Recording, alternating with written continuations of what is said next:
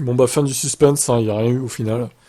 La réunion a eu lieu, mais le verdict est on ne change pas le résultat de la course. Les commissaires ont jugé que les preuves fournies contre Albon n'étaient pas nouvelles, par conséquent elle ne remplit pas les conditions requises pour bénéficier d'un droit de regard.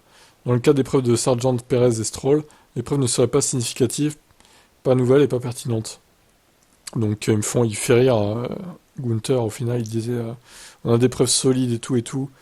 Vous allez voir, ils vont annuler le résultat. Tu parles, oui. Pourquoi les commissaires n'ont fini avec cette affaire? Nonobstant le résultat formel de cette décision, les commissaires ont vu des éléments de preuve individuelle qui montrent ce qui semble être des violations potentielles des limites de piste au virage 6. Ils trouvent leur incapacité à faire respecter correctement la norme actuelle en matière de limites de piste pour tous les concurrents complètement insatisfaits et recommandent donc fortement à toutes les personnes concernées de déployer rapidement une solution pour empêcher la réparation de ce problème généralisé. Que le problème soit bien traité par de meilleures solutions technologiques, des modifications de la piste, une combinaison des deux, ou une réglementation et une norme d'application différentes, les commissaires laissent à ceux qui sont mieux placés pour faire de telles évaluations, mais compte tenu du nombre de circuits différents où des problèmes importants de limites de piste se sont posés cette saison en reconnaissant que la FIA en collaboration avec les circuits a fait des progrès significatifs, d'autres solutions devraient être trouvées avant le début de la saison 2024.